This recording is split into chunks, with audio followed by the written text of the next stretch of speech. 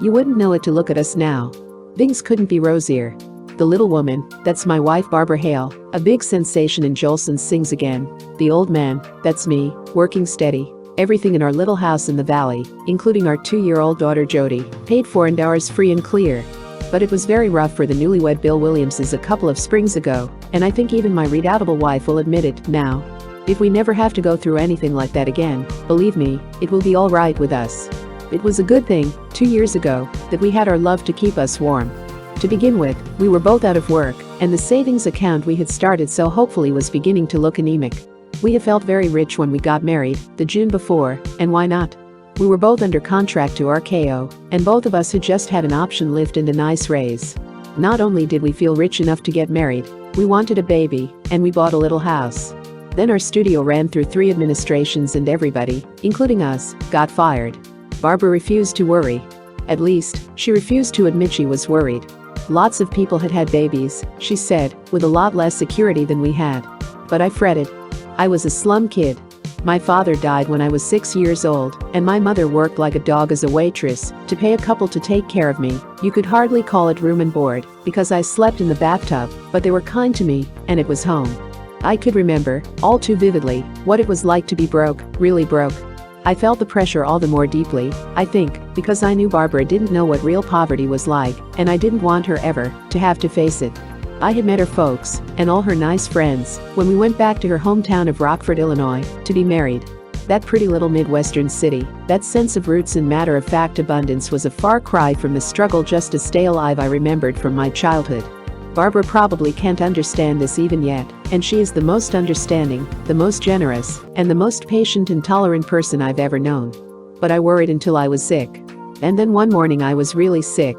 I'm a big guy, and I look like a healthy brute, but I have an old back injury which goes back to my adagio dancing days.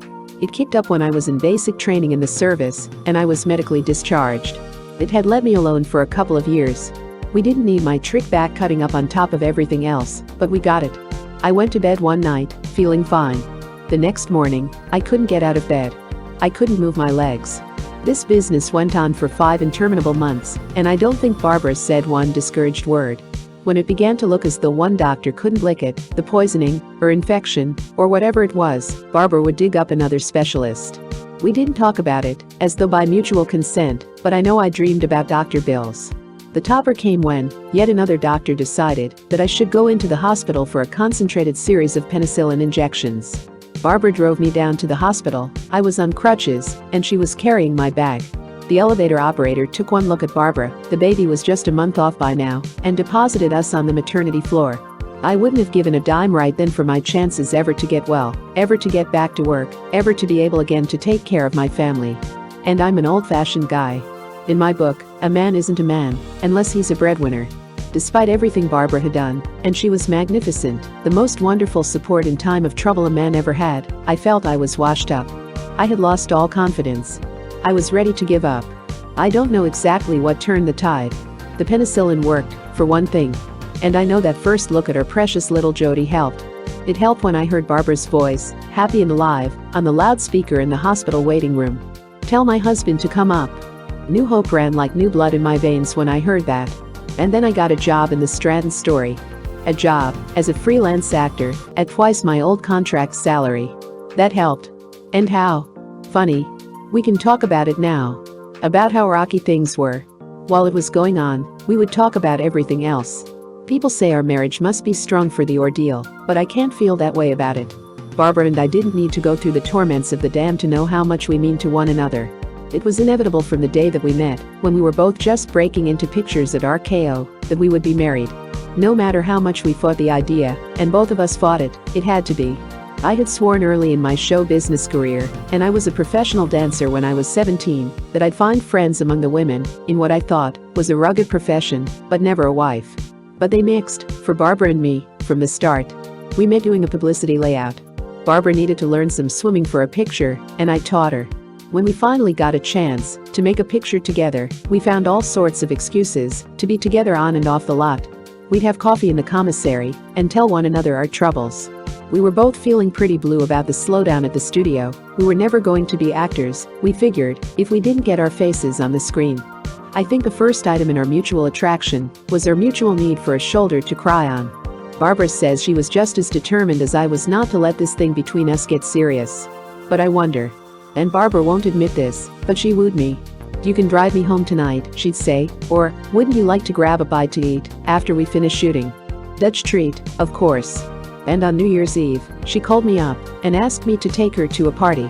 Somehow, in this process, my fine resolve about not mixing business and personal life was lost. And then Barbara left town to do personal appearances, and I was desolate. We ran up a phone bill which could compare favorably with the national debt, and the day Barbara got back I was at the station a good hour before train time. We spied one another at the same moment, and it was as though we were propelled by an unseen puppeteer. We landed in one another's arms. "Say, Bill," Barbara said after a long moment, "how would it be if we shared the same phone? The bills could all go to one address." That made it easy for me. The speech I had made up on the same subject was not necessary. "That's a deal," I said. And it was. It's been a wonderful marriage except for, no, not except for, including that one spring. We bought our little house and started fixing it up as soon as we got back from our wedding trip. We don't go out much, and we don't have many guests. We like being together so much better. We've worked out this 2 careers in 1 family deal pretty well. When Barbara works, I take care of Jody, and cook, and shop, and run the vacuum cleaner. Why not? And when I work, Barbara does it. When we both work, and happily, it looks as though we're going to have to adjust to that situation as normal. Barbara's mom, or a nice student girl who comes in sometimes, takes over. As for that old bugaboo about who makes more money than whom, we don't care. It all goes in the same bank account. One thing that has helped our marriage as much as anything, I think, is that we never let an argument last overnight. We have our little disagreements, all people do, especially if they're both working and on the tired side. But we made a rule, and we've never broken it. In case of a quarrel, talk it out. When Barbara went back east for the opening of The Window, already a celebrity, and set for one of those big studio build-ups, I went along for the ride. The studio publicity folk met Barbara at the station. I got off the train to find my old dancing pals, Stu and Letta Morgan, waiting to greet me. "I'll see you at the hotel," I yelled to Barbara as she was hurried away. I stopped at the hotel desk a couple of hours later and asked for the key to our suite. "Mr. and Mrs. Bill Williams," I said. They had no reservation for the Williamses. "Maybe," I said, temporizing, "it's in the name of Barbara Hale." "We have a Barbara Hale registered," the clerk said, suspiciously. "Do you know her?"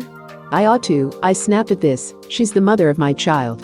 This sort of thing happens, and it will go on happening. We expect that. And we don't let it get us down, not for long, anyhow. The grim spring is past, and will not come again. We hope. And the daily hurdles are not insurmountable. We have our love to keep us warm." Photoplay magazine, January 1950.